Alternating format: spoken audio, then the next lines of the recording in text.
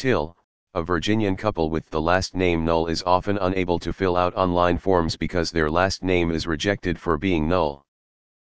Had a new system in work we had to register with, and my colleague was fucked as in the surname section it stated more than 3 characters and his name is Lee. Null is not a value and does not equal null. The programmer who wrote that code should be fired. Small extract from falsehoods programmers believe about names, https://www.com/2010/06/17/ falsehoods programmers believe about names/ by Patrick Mackenzie. So, as a public service, I'm going to list assumptions your systems probably make about names. All of these assumptions are wrong. Try to make less of them next time you write a system which touches names. People have exactly one canonical full name.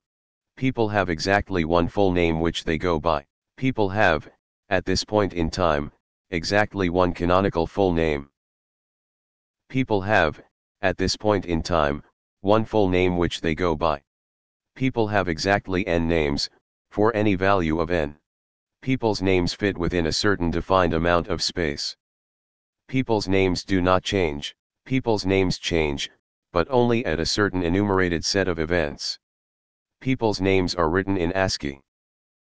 People's names are written in any single character set. People's names are all mapped in Unicode code points. People's names are case sensitive. People's names are case insensitive. People's names sometimes have prefixes or suffixes, but you can safely ignore those. People's names do not contain numbers. People's names are not written in all caps. People's names are not written in all lowercase letters. People's names have an order to them. Picking any ordering scheme will automatically result in consistent ordering among all systems, as long as both use the same ordering scheme for the same name. People's first names and last names are, by necessity, different. People have last names, family names, or anything else which is shared by folks recognized as their relatives. People's names are globally unique. People's names are almost globally unique. Alright, but surely people's names are diverse enough such that no million people share the same name. My system will never have to deal with names from China, or Japan, or Korea, or Ireland, the United Kingdom, the United States, Spain, Mexico, Brazil, Peru, Russia, Sweden, Botswana, South Africa, Trinidad, Haiti, France, or the Klingon Empire, all of which have weird naming schemes in common use. See more at source. Let me tell you about the family drop table. XKCD, https://xkcd.com/327/ From archive.org, https://web. archive.org/future/article/20160325 The names that break computer systems. Jennifer Null's husband had warned her before they got married that taking his name could lead to occasional frustrations in everyday life. She knew the sort of thing to expect. His family joked about it now and again, after all. And sure enough, right after the wedding, problems began. We moved almost immediately after we got married, so it came up practically as soon as I changed my name. Buying plane tickets, she says. When Jennifer Null tries to buy a plane ticket, she gets an error message on most websites. The site will say she has left the surname field blank and ask her to try again. Instead, she has to call the airline company by phone to book a ticket, but that's not the end of the process. I've been asked why I'm calling, and when I try to explain the situation, I've been told, "There's no way that's true," she says. Forms often can't deal with people who only have one name, or a single-letter surname. But to any programmer, it's painfully easy to see why Null could cause problems for software interacting with a database. This is because the word null can be produced by a system to indicate an empty name field. Now and again, system administrators have to try and fix the problem for people who are actually named Null, but the issue is rare and sometimes surprisingly difficult to solve. For Null, a full-time mom who lives in Southern Virginia in the US, frustrations don't end with booking plane tickets. She's also had trouble entering her details into a government tax website, for instance. And when she and her husband tried to get settled in a new city, there were difficulties getting a utility bill set up, too. Generally, the more important the website or service, the stricter controls will be on what name she enters, but that means that problems chiefly occur on systems where it really matters. Before the birth of her child, Null was working as an on-call substitute teacher. In that role she could be notified of work through an online service or via phone. But the website would never work for Null, she always had to arrange a shift by phone. "I feel like I still have to do things the old-fashioned way," she says. "On one hand it's frustrating for the times that we need it, but for the most part it's like a fun anecdote to tell people," she adds. "We joke about it a lot. It's good for stories." Null isn't the only example of a name that is troublesome for computers to process. There are many others. In a world that relies increasingly on databases to function, the issues for people with problematic names only get more severe. Some individuals only have a single name, not a forename and surname. Others have surnames that are just one letter. Problems with such names have been reported before.